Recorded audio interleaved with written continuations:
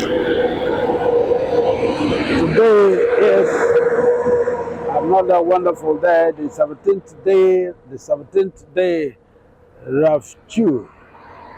Today, the Living Television and her crew visiting the palace of His Royal Highness Eze Jim Desi M. Akatobi, the Ezoha III of Ahiaba Ancient Kingdom in Obingwa local government area.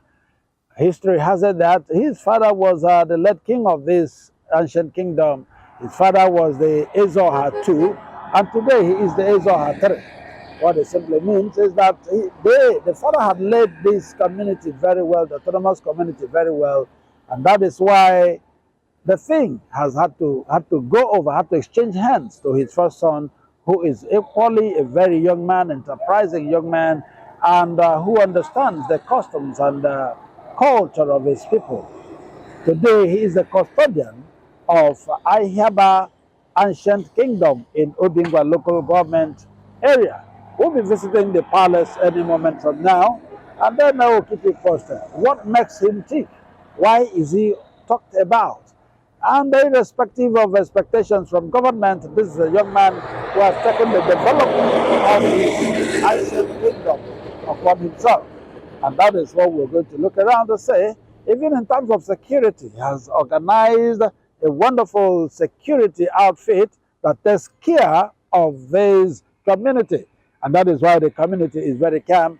Very soon, you will see, we are going to look at even the chief security officer who is in charge. We will look at that. We'll be coming back and we'll keep you posted as we move on. Weburu ntutoma weburu ihe a ga-ejinye aha otuto nna anyị na-akpọdata gị n'oge awa Jehova emazuru ihe niile lekwa kọmuniti a ịhụlanụ oche a nke gị ọnụ ọ bụ secretary, the palace secretary of this ancient kingdom community onye hapụrụ anyị nyere ugwu nke ruru ma naanị Jehova mazuru n'aka gị na-akekwa n'ihu n'azụ ịmara onwe ya maara ma anyị na-asị gị na mkpụrụ obi ya na Chukwu n'aha Jizọs onye nwe anyị lekwa ụmụ ndị mere ka anyị wee berite n'ogbu a nke gị onwe maara nke ọma nke gị onwe kwara okwu ya mere kwee ka anyị onwe anyị bụ ndị bịara n'ogbu a wee bụrụ ndị ga-anata ngọzi gị n'aka nri n'aka ekpe n'ihu na azụ ka ihe wee gara anyị nke ọma lekwa ndị eze anyị chekwawe nke ọma ka udo wee bụrụ nke ha ka ndị ha na-achị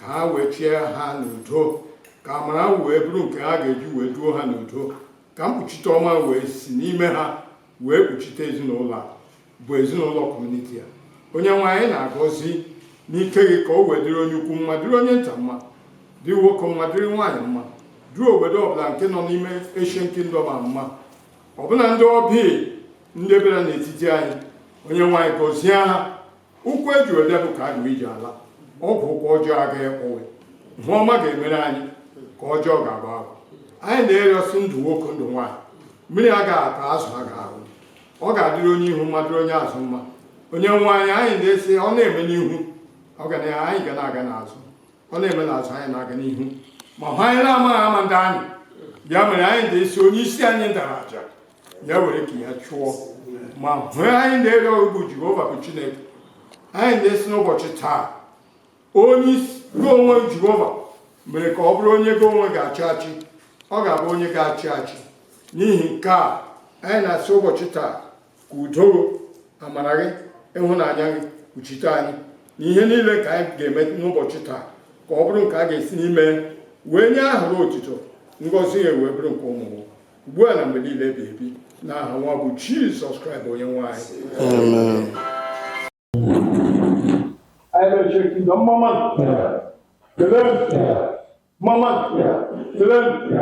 Biko ọ dị otu ndị Ancient Kingdom na-eji emeghe anyị nwere ndị ọbịa n'etiti anyị dịka akọwara onwe ọ mezi na ụbọchị taa na ọ dị anyị nkere ime otu ọ dị uru ntụrụ anyị taa uru ntụrụ anyị mbụla anyị ga-enwere ndị ọbịa ndị nọ n'etiti anyị na-akọwara onwe ọtụtụ anyị ngakwa ịta n'onyonyo n'ihi nke a anyị ndị iji ikike na-eme n'ọnya ga-asụwe na ndị Ahiaba Ancient Kingdom kwurekwu ga-asụwe na abịala la okwu njide agbụkwa n'ụlọ isi ala na ọgwụkwọ ọjọọ a ga-ekpu biko n'otu aka anyị adịkwa eji aha ndị Ahiaba Ancient Kingdom na-enye onye eze anyị mbịara n'etiti anyị eze Israel anyị eze Okechukwu Ọkwanụ ọ bụ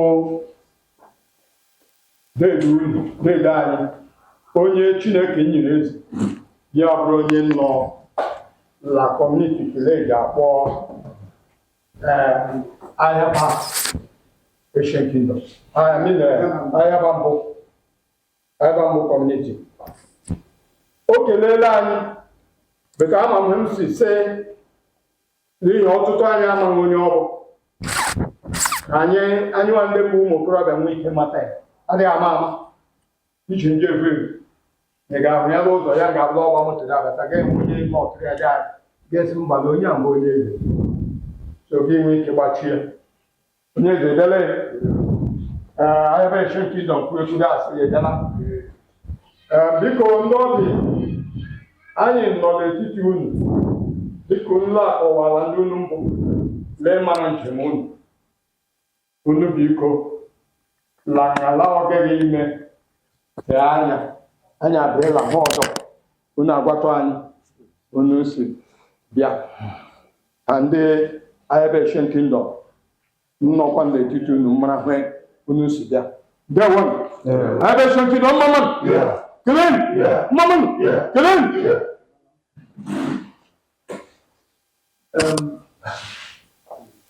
dịka unu ma ọ dịghị ihe ọba anyị si bịa bụ na-abụ inye aka to make this kingdom and the palace of His Royal Highness ọ bụrụkwa ihe a na-ahụ just like ndị eze ndị ọdọ ọ bụrụ na ịma chairman ndị eze Aba North eze Sunday Dodem na ihe eleghị mgbe awụzụ the former chairman ọkwa this level of publicity land ya adịghị ihe ọdọla bụ emechaa ndị chief nọ na atụpụta ọnụ na anyị na-ewetabe tụtụwaji otu ọchịchị Israel Highness ejide aka anyị anụkwala about the security network of these autonomous communities.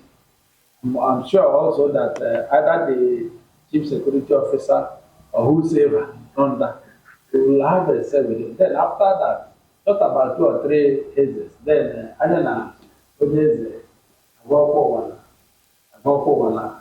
because after now, all of that is going to come over to studio 2. Oh, hands in Jambo, take up to Lulu Lambola, take a bona popo people, I'm not a penny, and looking at how hands for publicity. And in the quarter, they have a very old kingdom. Now that he's taken over, it's also good to know that who is the new king of the kingdom. Another food for then when we have privacy, you know, to rate part of our camera cover. We can go out when you are free come back. In America. Distinguished ladies and gentlemen, like I earlier told us, we are the palace of Eze Akatobi, the Ahiaba Ancient Kingdom. That's where we are. And then it is always good to interact with some of the chiefs of the palace to enable us know what is happening. Like the leadership of this community was in contention for some time now, but it's like everything has normalized. And also we heard that they have the greatest security architecture in this community. And that is why we need to talk with them, because the snake seen by one person has always been a python. Chief Ndewo, sir. Iko bato anya hage. I am Chief Abakodike 1 of Ahiaba Ancient Kingdom, Chief Kingsley O. Ahurole. Anyị chọpụtara unu oso Ezeachi. Yes. cheta tụkwara anyị aha eze unu a. Aha ya mbụ Eze Ahatara of Ahiaba State Kingdom, Jim Desi Adabuchi Akatobi. Dịka kemgbe o bidoro unu na ya dache, a sị gị kwuo ka ihe ga-akọwa gbasara ọchịchị ya dịka nwa okorobịa enyere eze. Ọchịchị ya ndị anyị mara ahụ, anyị enwere ọtụtụ ihe ndị iche iche anyị na-enwetafụ before. As enwela new model life now. Eze Kenagbo nji ya, anyị nwere security, health dị mkpa. Ị ga na council hall, ọrụ nwara health center na-adịghị onye ọ dị ile anya. Abịa electricity, mgbe anyị na-atụ ego iji rụọ ọkụ community. Ịwa na evidia sere anyị kwesịrị ịda akwụ ụgwọ ọkụ, akwụ ụgwọ eji arụ anyị ọkụ, laba anyị kwụ ụgwọ ọkụ nye anyị ha anyị chọrọ. Ya ga-find ya out. Lee kwesịrị ndị anyị kwụ ụgwọ ọkụ kwesịrị ịdị maintain dị awa transformer. So there's a lot of things no mena anyị nkọwa anyị laga akọchite ngalari na anọ. So ọ nọ more than 20 years ebe na nke dị iche ga-enwe mgbanwe ndị iche anyị na-atụbeghị anya ka onye ọbụla njide asị ya eze chere gawa o. Nke bụ asịghị dịka ihe ịma atụ otu ọ nọ ugbu anyị na mgbe nna ya naburu achị nke ga-asị ka mgbe nna ya dara achị abụghị echi nna ya chiri m chief Eze Ọha 2 na echiri m chief. Ọ chịkwara la model ka eji ya sikwa dị otu onye kena na aha mkpụrụ ọdị iche la ọ bụ Chinabọ ihe ọma na-apụta. So anyị na-ahụta na ekwa anyị mma la this model time anyị nọ now. So ya nwokwuo anyị ga-ahụkwa more things. So ndewo. Onye chief ndewo. Ndewo. Anyị ekelela gị. Igbo ndị ọma, unu ahụla na anyị na ndị osoeze achị anọkọla. N'obodo ọbụla a na-enwerịrị ndị na-ahụ maka nchekwa obodo nakwa ndị mma nke ndị mmadụ, nke ndị bekee na-akpọ security, makwa na nwekwa aha dị iche iche a na-akpọ ya n'asụ bekee. Ọ dị ọtụtụ obodo na-enweghị ihe ndị a. Ọtụtụ obodo na-enweghị ọdịka ihe ndị a alili na-elekarị ya. Unu lee anya, ọ bụghị naanị na ndị a bụ ndị nchekwa obodo, kama nke a bụ ndị nchekwa obodo pụrụ iche. N'ihi na gị lee anya ga-ahụ akwa ejirimara ha nke ndị bekee na-akpọ uniform, nke gosiri na n'eziokwu na ha jikere ejikere. Agwa ofu onye hụrụ na-ara ahụ ya aghọ eke, ya mere ọ dị mma ka anyị nụta okwu n'ọnụ ha. Onye isi ndewo. Ndewo my brother. Biko gwatụ ọhaneze aha gị. Aha m bụ Ugochukwu Gode, ihe ejiri mara m bụ Prof. Okay, biko dịka ndị nchekwa nke obodo nke Ahiaba Ancient Kingdom, elee ihe mere unu eji hiwe otu a? Ihe mere eji hiwe otu dị otu a nke anyị na-ekele mbụla mbụ Chineke onye kere eluigwe n'ụwa na eze Jim Adabuchi Akatobi, eze Ọhatara of Ahiaba Ancient Kingdom, onye tụpụtara atụtụ dị otu a. Ịhụla anyị ga-eme nchekwa obodo anyị ya dị mma ka life and properties na ihe niile nke nọ n'obodo a wee dị otu o kwesịrị iji dị. N'ihi na anyị enweela ọtụtụ ndị si bata obodo a, ndị rụrụ ụlọ na ndị bikwa ebi. Anyị ga-ekwesịrị ime ka life ha na ihe ọbụla ha na-eme nọ n'udo. Ndewo. Ya bụ tupu eze abata ihe dị otu adịbụghị. Ihe dị otu adịghị nke siri ike. Ọ dịbụ nke dị mgbe nna ya bụkwara onye eze dị, mana ọ bịara bịa hazie anyị ugbu a mee ya bụrụ ihe nlereanya nke ịdị mma nke obodo anyị gaa n'elu ebe ndị o kwesịrị, ndị ọkachamara eme ihe asambodo nke gosiri nọ na ewerela obodo a na ndị nọ n'ime ya nyefee anyị n'aka, nke ugbu a pụrụ iche karịa nke mbụ. Kebe ị na-akọwa na otu unu nọ gọọmenti Abia steeti mana unu nọ ebe a. Gọọmenti Abia steeti mara na anyị nke ọma, mara na anyị nọ ebe a n'ihi na ntụtụrụ ihe ndị na-adịghị mma ndị nke anyị jekwuru, anyị na-ewere ihe ndị dị otu a gaakwa n'ụlọ ọrụ ndị nchekwa ndị karịrị anyị, ndị a na-akpọ ndị polisi, ha bịa bụrụ ihe ndị dị otu a lebara ya anya. Ya bụ polisi n'onwe ya makwa n'unu na ya. Ndị polisi mara na anyị nọ ebe a na-arụkwa ọrụ nke ọma n'ihi na anyị nwa so na ndị nọ na divishọn ka a na-akpọ ọhụrụ isi mmiri police station. So ihe ọbụla anyị na-eme, anyị na-egwegara ha okwu otu anyị si rụọ ọrụ. Ya bụ na unu so na ndị a na-akpọ community policing. Yes sir, ọ bụ ihe ọ bụ. Okay, dịka ọ dị ugbu a, kemgbe unu bidoro ya ọrụ a, ọ dị otu ihe ịrịba ama, ihe gbara ọkpụrụkpụ a ga-asị na unu rụtarala otu a na-eji ejide ma ndị oshi ma ndị gịnị?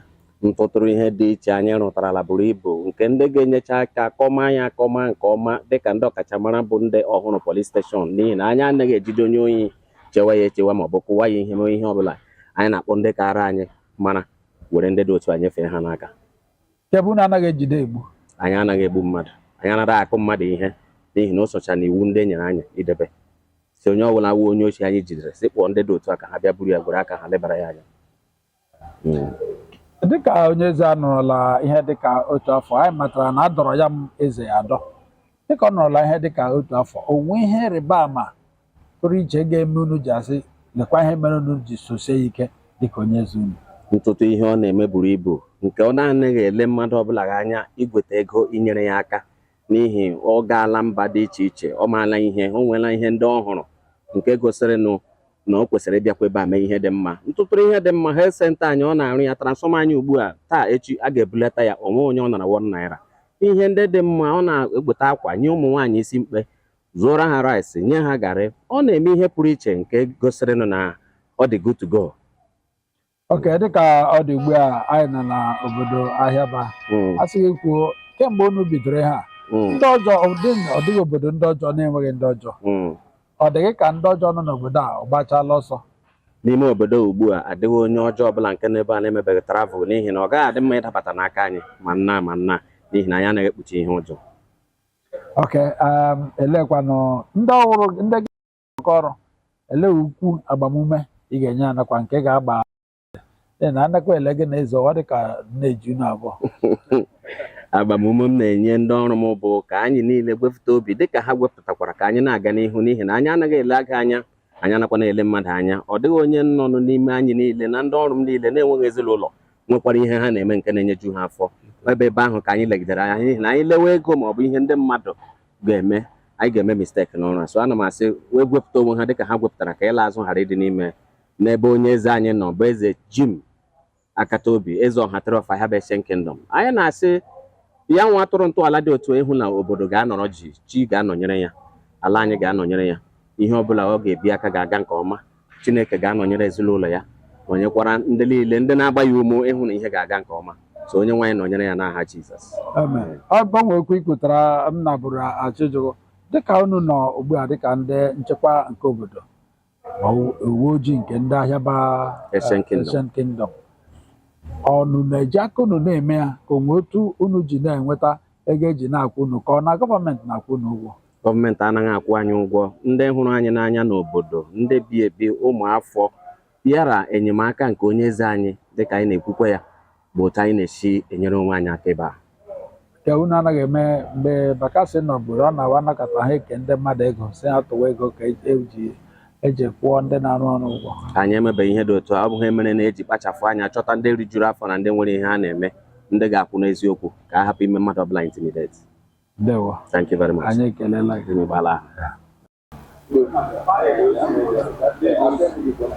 Nna ikwu ndewo. Ndewo. Anyị hụrụ gị na obi onye eze ọha nke atọ nke ndị Ahiaba Ancient Kingdom. Anyị chọrọ ka anyị matata onye wụ. Okay, aha m bụ His Royal Highness Eze Dr. Sir P.O. Okwando of Ahiaba Autonomous Community in Obingwa Local Government. Kemgbe ịbụ onye eze kwa, onye eze dịka ị bịara ebe a taa, a na-ara ahụ mgbe ụfọdụ ịga, ama m na onye eze ọbụla nwekwara enyi eze. Ka ihe kpọtara gị ebe a taa? Ihe kpọtara m bụ ibele anya Ahiaba, anyị nọkọtara l'ukwu, anyị bụ ụmụnne. And Jim Akatobi, nwanne m nwoke, abụ m fụwelile ụzọ n'acha mkparala, m ga-abụ kọmandị nọ Ahiaba Asian Kingdom na as of now. Abịara m sekretrị a nwụrụ, so masị m abịa nọidere, plus ọ gwafọ m ịbịa palesi ya taa, ma m bịa nọide ya mfuru n'ọjị. Ọ dị mma nna ikwu, ị na-ele ya nwa okorobịa anya wụ eze ndị Ahiaba Ancient Kingdom, ịhụ na ọ ka wụ ezigbota nwa okorobịa. Iso na ndị kwadoro ka ọ bụrụ eze? Yes, akwadoro m ya ka ọ bụrụ eze. Adụkwa m ya gaa gbahie gaa nga niile. Eze eji ada eze adọ. na-eji eme mbụ eze eji amụ ya amụ o mere umere akara aka ọ bụrụ ndị bekee wakpo destiny. Once that your destiny is there, nobody can take it away from you. So akwadoro m ya ka ọ bụrụ eze, akwa na ibe ezigbo tem eze. Ibele anya na ala obi ngwa and some other areas around, ha anyị ga-ahụ agbụọ ọhwe gọọmenti nhọwa obodo gọọmenti has nothing to do with that.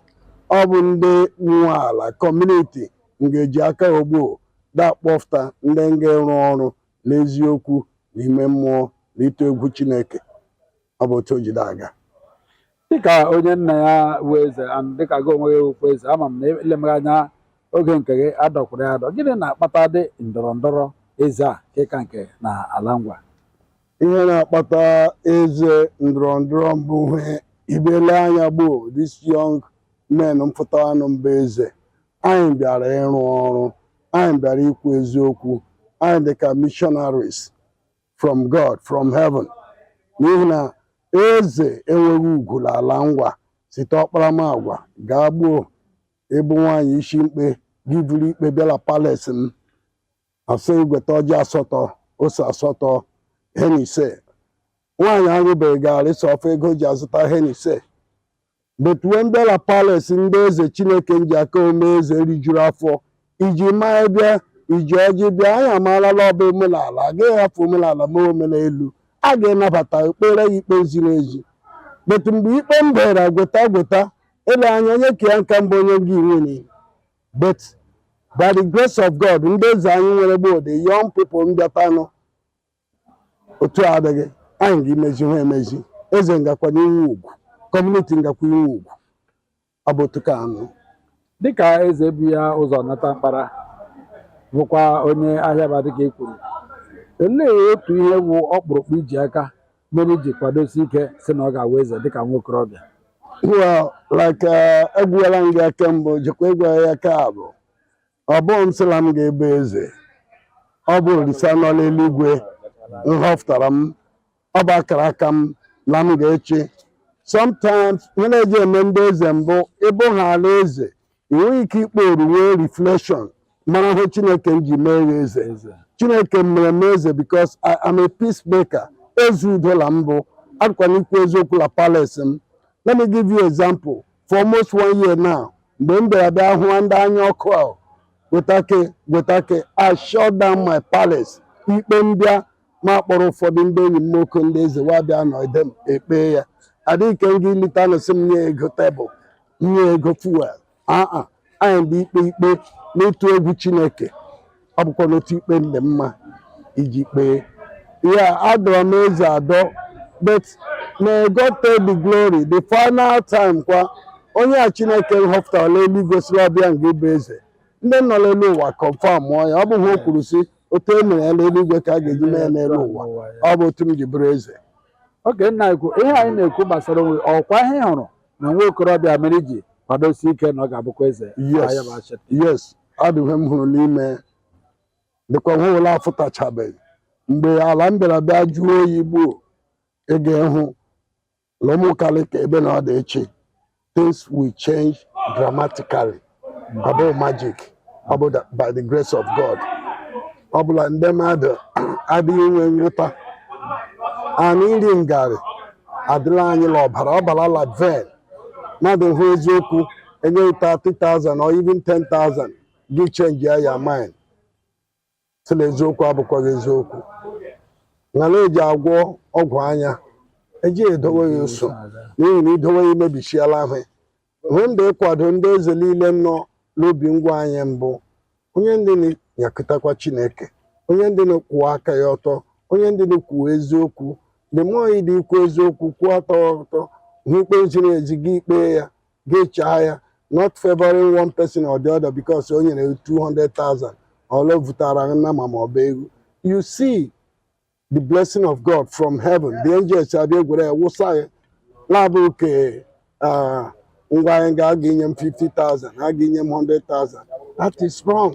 Ọ bụ ihe mmebiwe eze, ọ bụ ihe ndị eze si nwere ugwu n'ala ngwa laabịa as a whole because emebisiala the system. Adịkwa ihe ndị mmadụ ji the system kpọrọ. But these young people are the grooming now. Mfutacha bia nozie like the whole Abia walile ngemu change adi gwebata. Change abode ke ebia ga asu ụzọ making change mbo. Bring a company to your community. Build something for your community. Community effort. Enwe something. Ọ bụghị echi mmadụ nri ọrụ mụkalịka ma ọ bụ Ahiaba mbụ anyị agbara gawa Aba. Anya sokwa n'inwe ụlọ ọgwụ hie ma ọ bụ ndị nna ala anọ. Ọ bụ ihe mgbu anyị. Ọnọdụ mgbu anyị ama m na nwa ga-agbala TV. Adịna ogwe mbụ mmiri shi. Iwufuo ma awufuo ma eshigbo gaa ṅụọ ma ṅụọ afọ awụọla ya. Ihe mgbu anyị la Abịa mbụ ndị politishan wegwere obiọma gwakwana anyị eziokwu. Ọ bụghị mgbe e duru ịtụ vootu a ga-iwuru n'ụzọ ịdị iwuru m ụzọ nne gị nna ọ dị ịgbala ụzọ a ka ahụ ị ga-emere kọmuniti ngefute ihe ụmụ ya ute rụọ ọrụ rute ikpe ekewo labụ trela mgbafe ya chụrụ trela n'ebe ọ ga-ilodo ime ọfload aja abịa kụrụka ọbịa mmebi obodo. If the politicians can have a change of mind and heart kwerela Chineke nle na Chineke nle onye ọbụla nchiwala elu anya, things will be better. And another thing we have forgotten that Ibezewo, Ibu police commissioner, Ibu governor, you are a servant to God first, and then the people you are governing. As soon as we realize that, we don't get it. But I need people like Chineke can give me that now, Jesus. Amen. Onye eze mma Amen. anyị ekelela gị. Yeah. Igbo ndị ọma dịka gwara unu na mbido ma anyị batara na obi eze ọha nke atọ nke ndị Ahiaba Ancient Kingdom. Ọkwa ebe a nke anyị nọ ugbu a, anyị na ndị chief Sezachi ekwuola, anyị na ndị nchekwa obodo nke a na-akpọ sekuriti nke obodo a ahụla. Ọ bụrụ na ule anya a chọpụtara na ọtụtụ ọma ndị mmadụ gbara na ọ dị ihe pụrụ iche ebe ọ bụ na agwọ ofe onye hụrụ anaghị ara ahụ ya wee ike. Ọ ya mere ọ dị mma ka anyị nọ na ọnụ eze nwe ala. Onye eze ndewo. Ndewo. Onye eze biko gwatụ ọha na eze aha gị. Aha m bụ His Royal Majesty Eze Jim Desi Madabuchi Akatobi, Eze ọha the third of Ahiaba Ancient Kingdom. Onye eze nchọpụta tupu ga anọrọcha na nna gị bụbukwara eze. Yes, nna m bụ second of Ahiaba. Ọ maka na nna gị iwe eze mere iji chọọ iwe eze a ka o nwee ihe kụnyere gị n'obi metụrụ gị n'obi iji chọọ ịchị ndị obodo gị? Ọwụ maka na nna m bụ eze ka m ji bịa eze. Abịara m eze igosi ihe m mụtara na ozi bekee m gara bụ iji nyere obodo m aka kwupụta obodo m. Anyị anụla ọtụtụ ihe gbasara otu ji na-achị ma ụlọ ihe na-aka na arụ arụ nakwa transfọma ha si ha na-atụ anya oge na-adịghị anya ke ọ gọọmenti na-akwadoghị ime ihe ndị a. Tutu m abanye n'eze arụwala m ndị na-enweghị di, ndị a na-akpọ ndị widow ụlọ. Ọwụ ego m ji rụọ ụlọ na my community. Ana m eke rice, na-eke akwa, na-eme ihe dị iche iche na my community. So bịarụzie mgbe m bịara wụrụ onye eze, aga m arụ karịa otu m dịbụ arụ before. Anyị arụwala ụlọ ọgwụ nke community and upstairs, ụlọ elu a na-arụ. Anyị enweela big board mgbe onye ọla nwere ike itinye mgbasa ozi ya ma ọ bụ mmemme ma ọ bụ ihe ọbụla. Anyị enweela sekuriti, community m nọ n'udo, chịkọta obodo. Ile anyị ga-afụ ka anyị ji nọrọ n'udo, na-enweghị mmekpa ahụ, na-enweghị nsogbu ọbụla. So ndị bikwa na community m bisara ahụ, so na-ekwekwa community m ka anyị ga-eme nke karịrị nke. Dịka nwa okorobịa ma a na-eleghị anya, anyị ma bụkwa na dịka nwa okorobịa na obodo oyibo na-atụ mgbere ahịa maọbụ na-eme ere azụrụ dịka a na-akpọ ya trading na bekee. Ke ihe metụrụ gị n'obi iji sị ka ịhapụ ebe a ị na-enweta ezigbo ego a bịa nọrọ na mmefu dịka eze ọdịnala? Ihe metụrụ m n'obi na inwecha ego, ihe ọla ọ sọrọ nwee ego ma ịlọta gị na obodo gị, ego ị nwere furu ọhịa. Ị bịa na Lagos, enwere m warehouse na Lagos, ịfụ otu ndị Yoruba si na-eme ndị Igbo.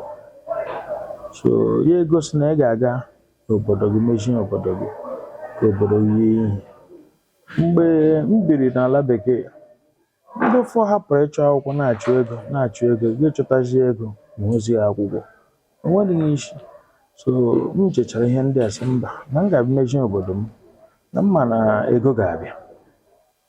Ama m na ego ga-abịa. The most important mechie ebe ahụ ị ga-abịa n'ọrụ ego ahụ ụlọ ka onye ọla nọ n'udo ga wee gazie nwetazie ego ndị ọzọ abịa. Ya bụgodu na mụ enwetaghị, ebu m n'obi na ụmụnne m ha ndị ọzọ ga-enweta. So eji m onwe m na-achụrụ my community aja iji mepee ụzọ so that ka ọtụtụ n'ime anyị hapụ irepụchi ala ha ga-arụ biri na Lagos biri ebe ọzọ. So ịbịala anya ala na my place na-adawala ọnụ.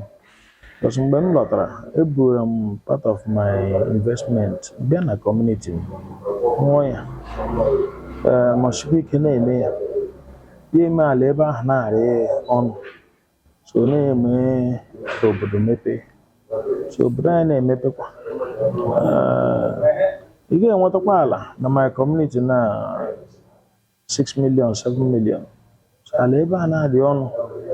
So ọ bụrụ na ihe m nọ before, ndị mmadụ ewere community mere business, well ndị nọ na ụmụnne m na ndị community m bịa nọrọzie efucha nke ha. So emepere m ndị ofu anya, ndị mmadụ amatasị yes na community ya bara uru. Nke bụ onye eze, dịka m jụkwara na mbụ, ịhapụta ọtụtụ ihe ma mgbere ahịa na ọtụtụ ihe ịnọrụ dịka eze ọdịnala kemgbe ị batara n'oche eze a otu afọ, ọ bụ otu ihe ịrịba ama na-eme gakwa makwara ma ọ bụ obi esi gị ike na ị ga-achịrị gawa? Nweghị ihe mere m na-ejisi m makwara, because before m bịa n'oche eze, onye eze dịka onye ozi Chineke, ọ wụghị n'ike aka m, ọ bụ Chineke emego, ọ dịgo ordained already na aga m anọ n'oche a. Ọ bụrụ na ọ bụ ike aka m, adịghị m anọghị. So Chineke jikwa aka ya na-egbochi ihe niile. Nke m ji wụrụ mmadụ, o nwekwara ihe ga-eme na mgbe ụfọdụ m sị child why me, but mlecha m sị mba na agaghị m ebe akwa, agaghị m regret na enwere ihe Chineke ji doa m here, na ndị mmakwana ihe a na Chineke emezi ya. Ọ kelee ozi ị na-ezi ndị kọmuniti gị ndị gbara gị gburugburu? Ozi m nwere izi ndị kọmuniti m bụ na onye ọbụla jisie ike, ọ bụghị naanị kọmuniti m, Naịjirịa niile, nwafọ Igbo niile, anyị nyere gọọmenti aka. Inyere gọọmenti aka, gọọmenti ọbụla inyere aka ga na-eto. Obodo gọọmenti Dr. Alex Oti, anyị ga-enyekwara ya aka na gọọmenti ya. Inye aka gọọmenti na-eto, and ga-efu na ị ga-ekwe eme enjoy na ya gọọmenti nọ n'ime ya. So ọwụ gọọmenti ọbụla n'idere enyemaka ndị ọbụla a na-achị. So mmadụ ahapụrụla gọọmenti si naanị ya gọọmenti chịwa ihe ọ chetara na ọ ga-ewere. So gọọmenti ọbụla n'idere enyemaka mmadụ niile. So mmadụ arịọ onye ọbụla nọ my community tinyekwara m aka, bịa nso. Ọ dị